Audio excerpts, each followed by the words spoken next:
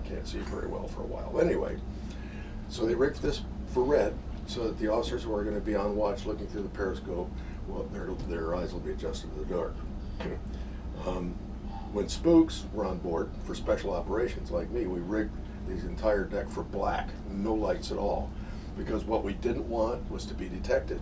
And we could have been detected had the Soviets detected red light coming up through the periscope and now being radiated out into the ocean. Light goes two ways. Okay, so we rigged for black so to make sure that we don't get detected, because you can see a faint light for a long ways at sea. Reminds me of the time when I was enlisted. I was in the radio room, which is right on the other side of that bulkhead there, and the Soviets were conducting an anti-submarine warfare exercise. We were up north somewhere, and they weren't talking on their radios, and we couldn't figure out why. We could hear them on sonar, you know, passive sonar. We could hear them out there, but we couldn't hear them talking, so we didn't know what was going on. Commanding officer comes back, knocks on the radio room door. I open the door and he says, "Petty Officer Cummings, come out to control. I want you to do something for me." "Yes, sir." I went out to control. He said, "Look through the periscope and tell me what they're saying." What? I looked through the periscope, and what they were doing is they were communicating with each other with flashing light. Okay, the ships themselves were over the horizon. We could not see the ships, but there were clouds, and they were shining their flashing lights. They were sending code up to the clouds and reading the code off the reflections of the cloud. This was like 3:30 in the morning. All right, and so I sat there for 35 minutes writing down messages and handing to the CO, you know, what they were doing, and we figured out that's how they were communicating. Do you so that was Russian? Pardon? Do you speak Russian? Если у вас вопрос, спрашивайте, пожалуйста. Я говорю по-русскому языку. Is that okay? Yes. Anyway, that was a pretty unique intercept. That was a long time ago. Any questions? All right. Anybody want to know the history of submarines? If not, let's go to control and look through the periscope and figure out how this thing works underwater, okay? Okay. All right, I'm going to turn it back to daylight. Follow me.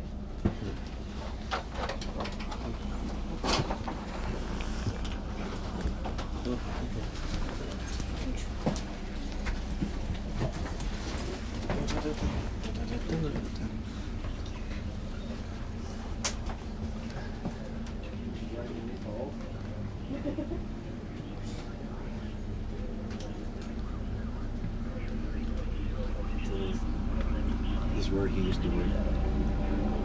Typewriter, microfilm. This was the old Jack here, or the secretary of the boat. Okay. This is where he would spend his time.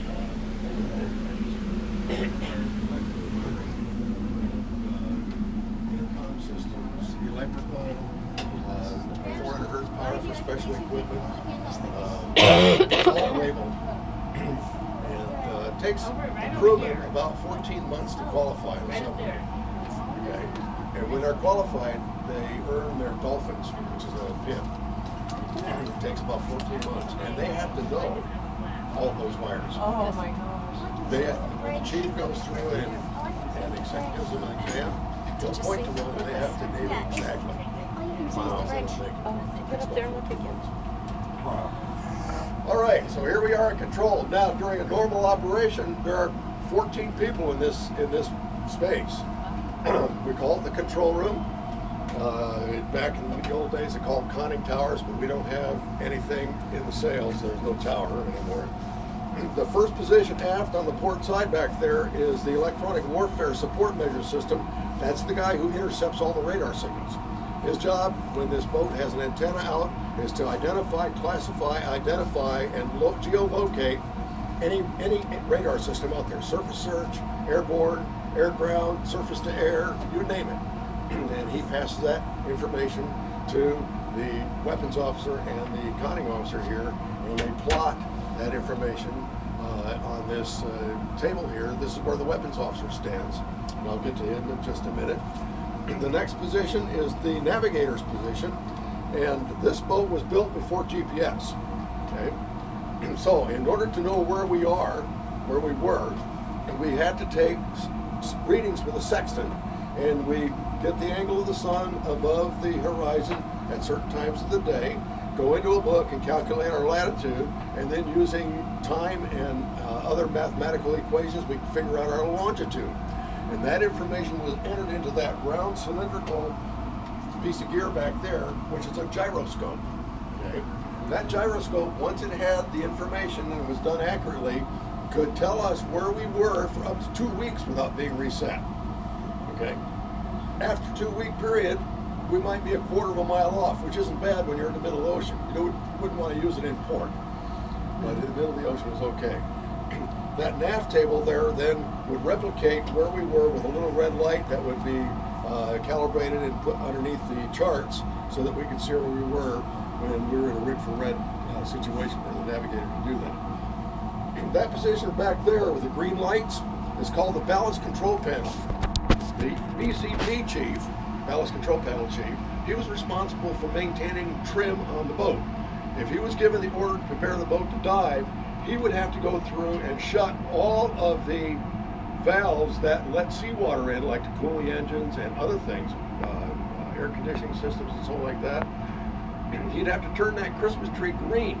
Each one of those is a through hull that had to be turned green. In order for the boat to dive, that Christmas tree had to be entirely green.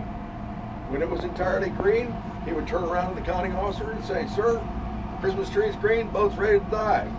And the conning officer would say, "Aye, boat's ready to dive. Dive the boat, dive, dive." And the helmsman over here, this first position here, push forward on the yoke just like on an airplane, and the boat would angle down. When you get completely under the water, then the planesman, who is responsible for the fairwater planes that are located on the sail, would help him maintain trim of the boat.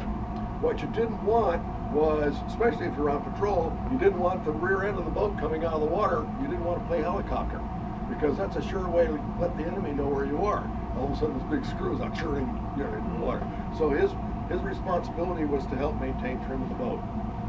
And if the commanding officer said he wanted to go down to 150 feet, you went down to 150 feet, not 149, not 151, but 150. And the boat, you could do that. Okay? The conning officer sat here when we were on the surface.